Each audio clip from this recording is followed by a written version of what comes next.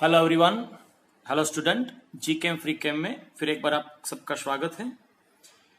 जी cam free cam channel के through आज हम लोग haloalkane haloarene chapters का ये थियरी जिनका नाम है न्यूक्लियोफिलिक सब्स्टिट्यूशन रिएक्शन, और उसमें आज हम न्यूक्लियोफिलिक सब्स्टिट्यूशन रिएक्शन का मैकेनिज्म क्या होता है उसके बारे में डिस्कस करेंगे, जिसमें SN1 और SN2 को इंक्लूड किया गया है।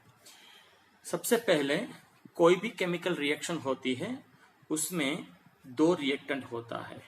एक रिएक्टेंट को अगर मैं R1 कह दूं और दूसरे रिएक्टेंट को मैं R2 कह दूं, तो ये दोनों रिएक्टेंट एक दूसरे के साथ रिएक्ट होते हैं और रिजल्टिंग मुझे प्रोडक्ट मिलता है। लेकिन ये दोनों रिएक्टेंट एक दूसरे के साथ रिएक्ट तभी होते हैं कि दोनों की रिएक्टिविटी एक दूसरे के साथ हो। अब यहां पर ये दोनों में से एक होता है आइदर न्यूक्लियोफाइल और इलेक्ट्रोफाइल। हम यहां पर न्यूक्लियोफिलिक सब्स्टिट्यूशन की बात करते हैं, इसलिए हम इनको न्यूक्लियोफाइल कंसीडर करते हैं। तो पहले ये जान लेते हैं कि ये न्यूक्लियोफाइल क्या होता है और क्यों इनके साथ रिएक्ट करेगा। न्यूक्लियोफाइल का मतलब होता है कि species, it is a species which are electron rich। तो ये इलेक्ट्रॉन रिच स्पेसिस है, उसको न्यूक्लियोफाइल कहा जाता है। दूसरी इसकी कैरेक्टरिस्टिक ये होती है कि फिलिक का मतलब होता है लव, अट्रैक्शन, यानी कि इट अट्रैक्ट टूवर्ड्स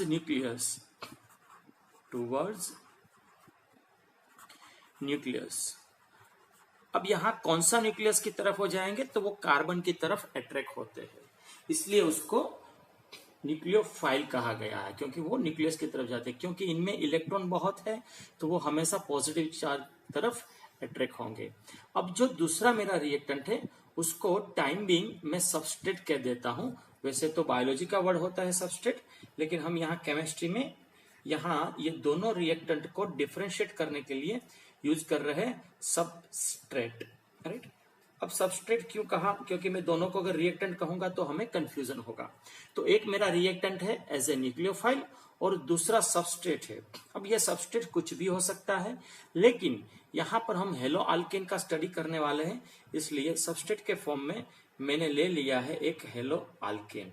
अब ये हेलो अल्केन के अंदर जो मेरा एक्स है, एक्स में भी फ्लोरीन, क्लोरीन, ब्रोमीन और आयोडीन। और स्टूडेंट्स मैं आपको बता दूं, ये सारे के सारे भी न्यूक्लियोफाइल है। ये भी क्या है, न्यूक्लियोफाइल। तो बात कुछ ऐसी बन रही है कि ऑलरेडी मेरे सबस्ट्रेट में न्यूक्लियोफाइल है और दूसरा रिएक्टेंट जो उनके साथ रिएक्ट कर रहा है उनके पास भी न्यूक्लियोफाइल है।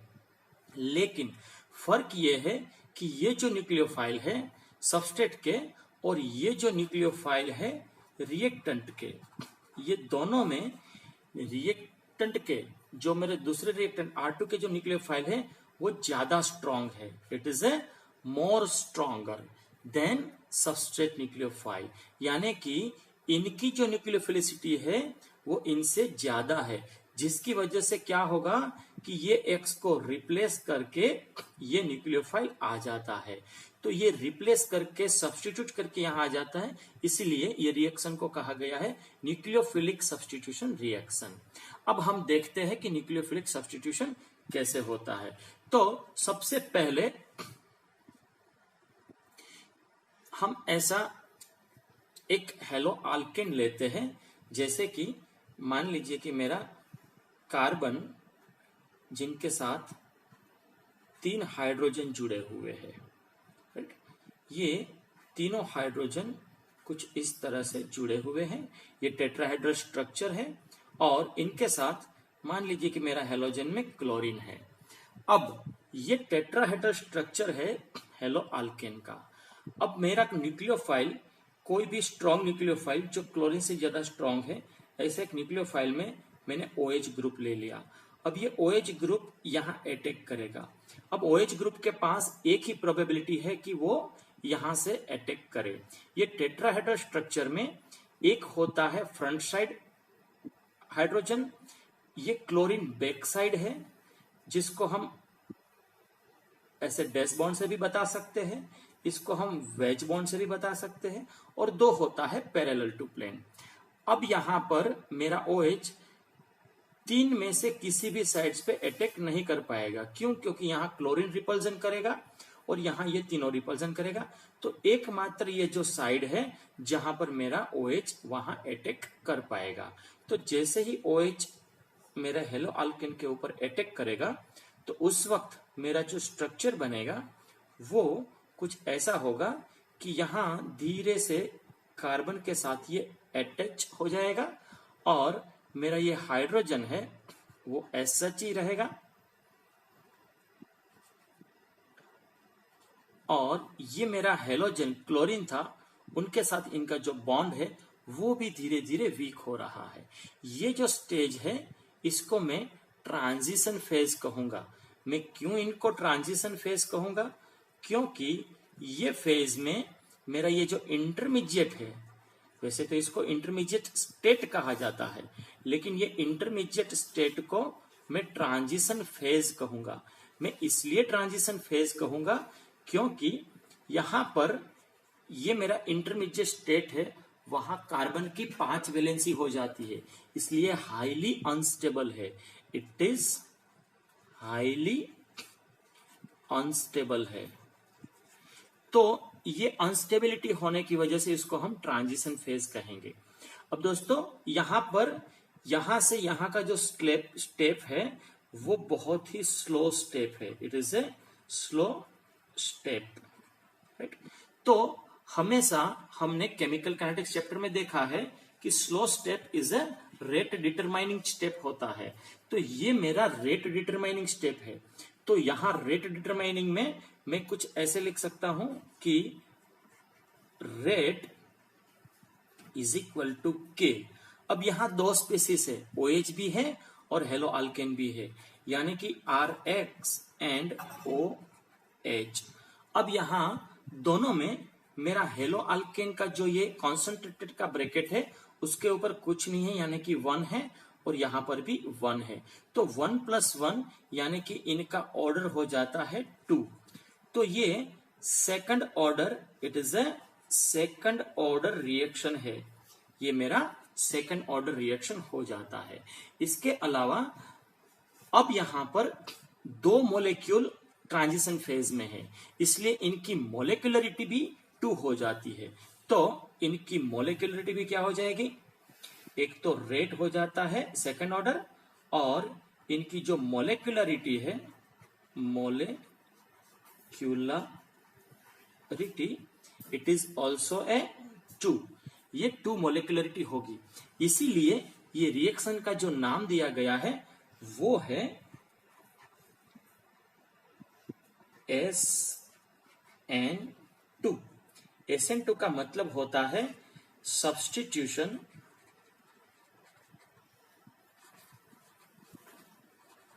न्यूक्लियोफिलिक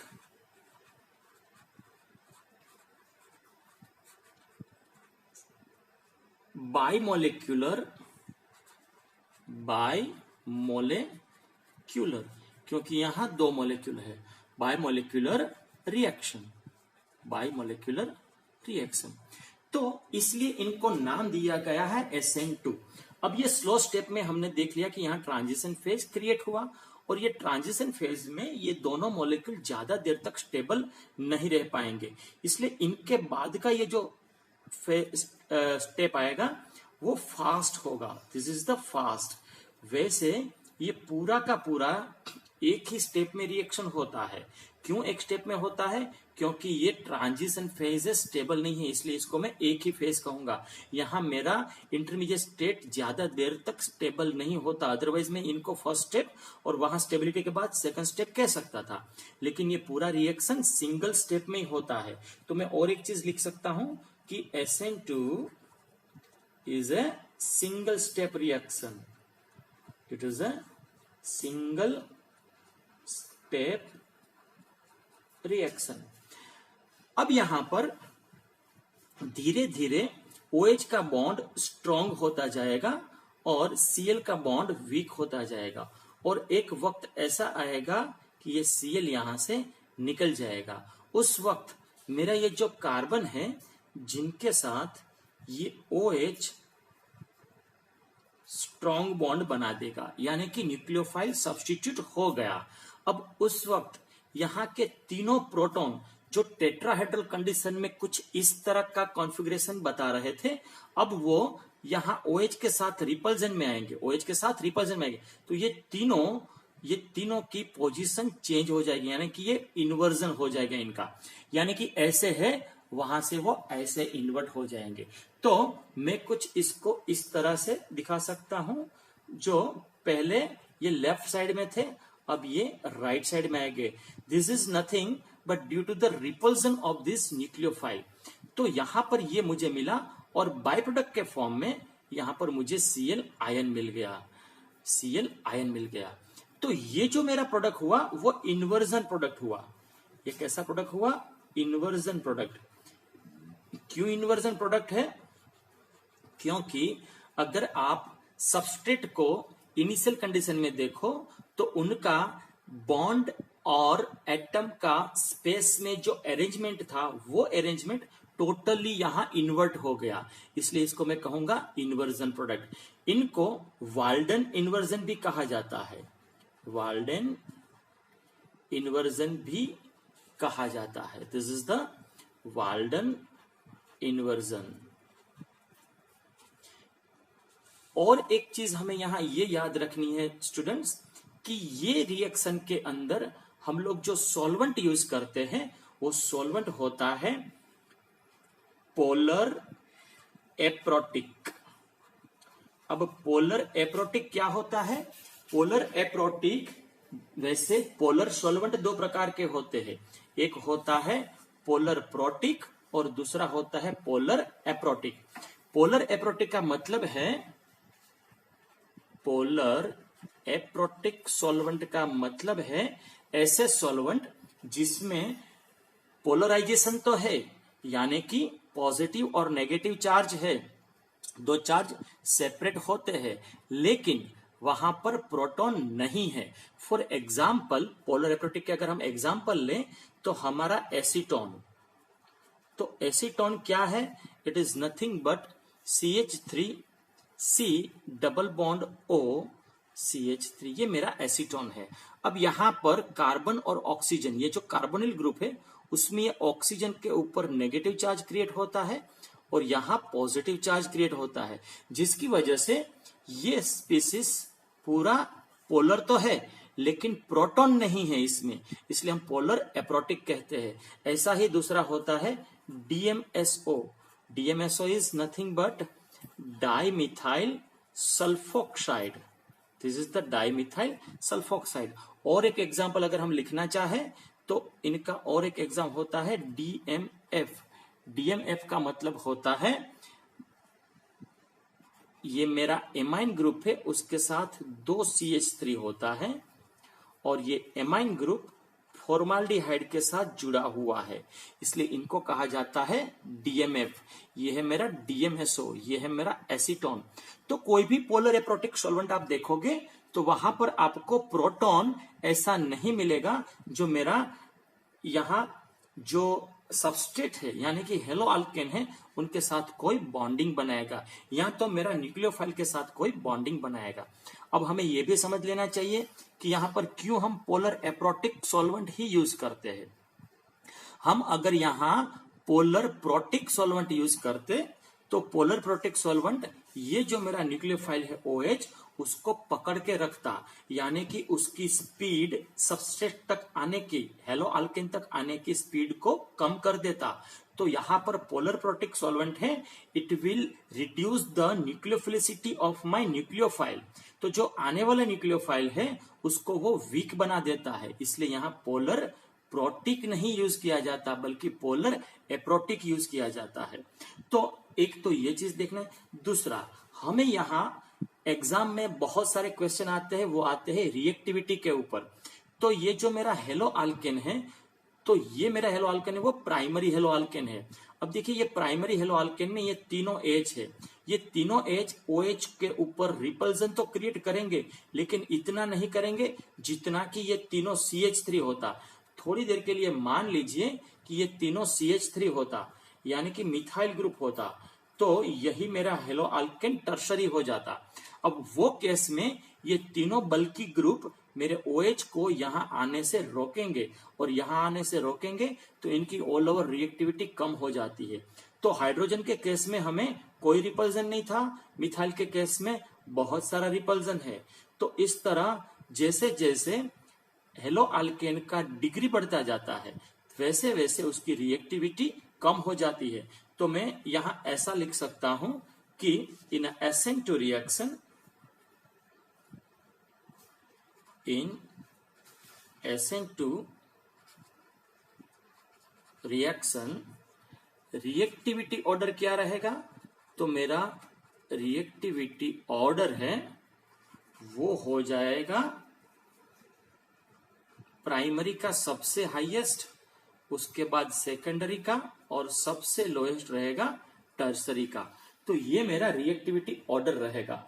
इसके अलावा अगर हम बेस्ड ऑन हेलोजन देखें कि कौन सा हेलोजन, ये जो बैक साइड में हेलोजन था, तो ये हेलोजन कितना जल्दी यहां से रिप्लेस हो जाता है, इसके ऊपर भी, यानी कि यहां से कितना जल्दी रिलीज हो जाता है, इनके ऊपर भी इनकी रिएक्टिविटी का ऑर्डर रहता है। तो बेस्ड ऑन हेलोजन अगर मैं देखूं तो इनका reactivity order based on halogen, based on halogen मेरा रिएक्टिविटी क्या रहेगा? तो मेरा रिएक्टिविटी ऑर्डर हो जाएगा कि सबसे ज्यादा रिएक्टिविटी ऑर्डर रहेगा आयोडीन का। क्यों? क्योंकि आयोडीन साइज में बड़ा है और इलेक्ट्रोनेगेटिविटी सबसे कम है, इसलिए आयोडीन इजीली मेरा अल्केन से रिलीज हो जाएगा। तो सबसे ज्यादा उनका रहेगा और सबसे कम रहेगा फ्लोरीन का, और बाकी का इनके बीच में रहेगा। ठीक है, तो ऐसा कुछ रहेगा reactivity order based on halogen and based on it's degree of carbon. तो इस तरह से दोस्तों SN2 रिएक्शन को आज हमने डिस्कस किया। अब नेक्स्ट लेक्चर में हम लोग SN1 को डिस्कस करेंगे। आपने ये लेक्चर सुना, उसके लिए आपका बहुत बहुत शुक्रिया। Wish you all the best, God bless you. और ये लेक्चर उन बच्चों के साथ खास शेयर करो जो बच्चों को कोचिंग की फीस एफोर्ड नहीं होती है। हमारा जीकेम फ्री कैम चैनल का एकमात्र उद्देश्य यही है कि उन बच्चों तक केमिस्ट्री के लेक्चर्स पहुंचे, उन बच्चों को केमिस्ट्री का नॉलेज मिले जो बच्चे कोचिंग की कॉस्टली फीस एफोर्ड नहीं कर सकते और घर बैठे सेल्फ स्टडी करके पढ़ना चाहते हैं। Thank you very much.